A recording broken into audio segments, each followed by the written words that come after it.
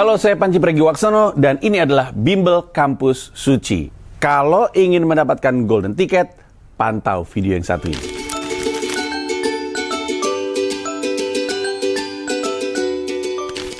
Ikutan suci penting sekali kalau emang lu meyakinkan diri ingin berkarir di dunia stand up. Karena semuanya diawali dari sini. Terlepas dari menang ataupun kalah, dasar-dasar keilmuannya dilatih, didapatkan dari proses yang begitu panjang di suci. Jadi kalau ditanya penting atau enggak, ya penting. Kalau emang beneran pengen jadi stand up comedian. Contoh, ada beberapa orang yang progresi karirnya tuh berasa banget di suci. Ari Kriting ketika masuk ke suci mengaku tidak pernah rajin menulis, tidak pernah terbiasa untuk menulis. Suci memaksa dia jadi penulis yang baik. Regen misalnya yang tidak terlalu dipertimbangkan sebelumnya, tapi ketika di suci dia menemukan dia ingin jadi komika seperti apa. Kemudian Zawin juga mungkin banyak orang yang nggak ngeh nama Zawin pre-kompetisi, tapi di dalam kompetisi tersebut, seperti juga halnya dengan Oki Rengga, mereka menemukan apa dari diri mereka yang bisa menjadi tulang punggung skill karir mereka. Dan keluar dari situ, mereka ngebangun fanbase karena sering banget muncul di suci, dan kalau bukan karena tayangan TV-nya kan ketika di YouTube juga jadi gede. Dan ini adalah contoh-contoh kenapa berkarir awalnya dimulai dari ikutan suci.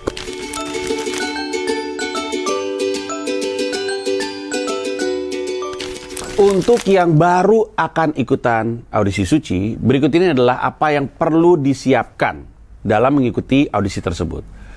Yang perlu dipersiapkan adalah materi yang solid, bukan materi yang baru. Karena banyak sekali orang, komika ataupun amatir itu ngeyel, nyobain audisi pakai materi yang belum terbukti gitu. Jadi yang harus disiapin adalah materi solid, nggak apa-apa materi lemah. Bahkan secara pengaturan set, beat paling kuat justru taruh paling depan. Kebanyakan komika masih berpikir beat paling kuatnya ditaruh di belakang, beat lemah taruh di depan, tapi jadinya kena cut gitu. Supaya nggak kena cut oleh para juri, termasuk oleh gue salah satunya, justru beat paling kuat taruh paling depan, habis itu baru masukin beat-beat lainnya. Kalau bisa, beat terkuat kedua ditaruh di paling belakang. Tapi secara umum, yang harus disiapkan adalah materi yang solid, yang udah proven, yang udah dites, bukan materi yang belum pernah di open mic-in. Nah, itu kan tadi faktor teknis ya. Yang juga mesti dipersiapkan adalah hal-hal yang non-teknis, seperti kebugaran. Percaya sama gua, ada banyak banget yang audisi dalam kondisi ngantuk, kondisi ngeblank.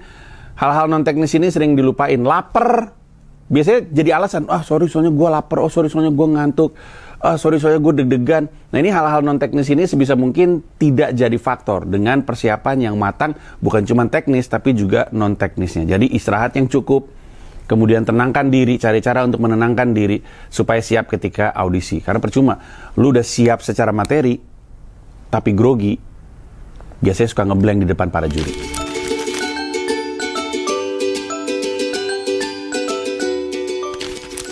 Cara menyiapkan mental untuk masuk audisi suci, ini adalah sesuatu yang sering gue katakan kepada peserta. Gue selalu bilang kayak gini, kalau ketika lu nggak dapat golden ticket, lu akan nangis dan kecewakan, stres, mending gak usah masuk sekalian. Karena itu menandakan lu naruh terlalu besar ekspektasi, dan ekspektasi yang terlalu besar itu yang akan membuat lu grogi. Lu nggak jadi tenang dan nggak jadi santai. Kalau ketika lu masuk dan nggak dapat golden ticket, lu akan nangis dan kecewa dan segala macam, mending nggak usah masuk sekalian. Tapi ketika lu masuk dengan keinginan untuk, ya emang gue pengen nyoba aja, gue pengen menghibur, syukur-syukur gue dapat golden ticket, masuklah. Tekanan yang terlalu besar itu yang merusak mental lu. Jadi, sekali lagi, untuk membuat mentalnya stabil, jangan taruh terlalu banyak beban di pundak lu. Gue mewakili kota gue Blora, mewakili komunitas gue di Kedung Ngombo, itu lepas-lepas dulu. Lu di situ untuk ikutan audisi aja. Be in the moment, be present. Lu di situ untuk menghibur para juri karena lu senang menghibur dan karena lu yakin dengan materi stand up lu. Sisanya buang jauh-jauh.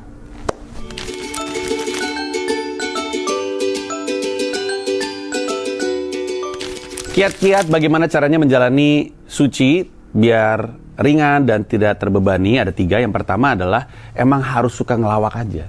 Emang harus suka menghibur orang. Karena kalau emang suka menghibur orang, lu naik ke atas panggung karena emang pengen ngelawak. Tidak ada beban kompetisi. Panggung suci adalah panggung yang sangat berharga. Harusnya lu nikmati, harusnya lu manfaatkan dengan membuat orang tertawa. bukan untuk menang atau apapun. Yang kedua, supaya tidak terbebani kompetisi suci, lu juga harus ingat bahwa lu di situ untuk hal-hal lain selain menang. Lu di situ untuk berteman, lu di situ untuk berjejaring, lu di situ untuk belajar. Kalau lu sadar ada hal-hal lain selain menang yang lu cari dari kompetisi, harusnya jadi lebih bisa menikmati. Karena lu tahu, oke, kalaupun gua kalah, ya berarti belajarnya berhenti di sini. Bukan berarti apa-apa.